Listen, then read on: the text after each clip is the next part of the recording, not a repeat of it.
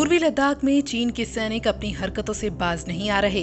लद्दाख में पेंगोंग झील के दक्षिणी किनारे पर भारतीय सेना की तैनाती वाली जगह के करीब आने की चीनी सेना की कोशिश के एक दिन बाद भाले और बंदूकों से लैस चीनी सैनिकों की तस्वीरें सामने आई हैं। ये तस्वीरें इशारा करती हैं कि चीन का इरादा 15 जून की ही तरह की मुठभेड़ का रहा होगा, जिसमें गलवान घाटी में चीनी सेना के साथ हिंसक झड़प में 20 भारतीय शहीद हो गए थे।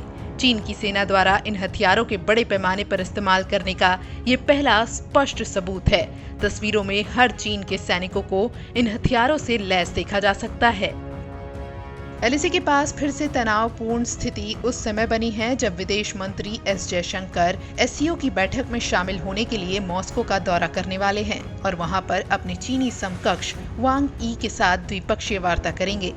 विदेश मंत्री जयशंकर ने सोमवार को एक बातचीत के दौरान कहा था कि चीनी समकक्ष वांग यी के साथ होने वाली अपनी बैठक के बारे में वो बाद में बताएंगे। उन्होंने कहा कि सीमा की स्थिति को देश के रिश्तों के साथ नहीं जोड़ा जा सकता। हमारे पास सीमा प्रबंधन पर बहुत सी समझ है और 1993 में वापस बनी हुई है। शांति रिश्ते के लिए आधार है।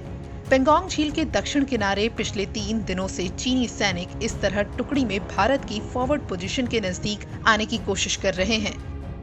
अभी भी रिजांग ला के पास की चोटियों के करीब भारत और चीन के सैनिक आमने सामने हैं। मौके पर तनाव चरम पर है।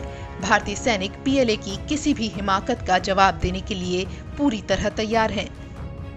चीन के विदेश मंत्रालय के प्रवक्ता झाओ लीजियान ने मंगलवार को नियमित प्रेस ब्रीफिंग के दौरान कहा, कूटनीतिक और सैन्य माध्यमों के जरिए हमने कड़ी आपत्ति जताते हुए भारतीय पक्ष से कहा है कि वो खतरनाक कार्रवाइयों को रोकें। फौरन जिन लोगों ने एलएसी पार किया उन्हें वापस बुलाएं और फ्रंट लाइन सैनिकों और जिन्होंने फायरिंग की है उन्हें अनुशासन में रखें। इसके साथ ही इस बात को सुनिश्चित करें कि ऐसा भविष्य में न हो पाए।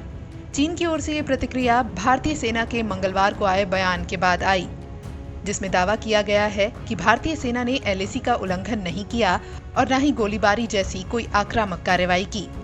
सरकारी सूत्रों ने इस बात की पुष्टि की है कि भारतीय और चीनी सैनिकों के बीच गोलीबारी की घटना एलएसी से सटे हुए पूर्वी लद्दाख के सेक्टर के पास हुई। हालांकि सूत्रों ने दावा किया कि ये स्थिति नियंत्रण में है।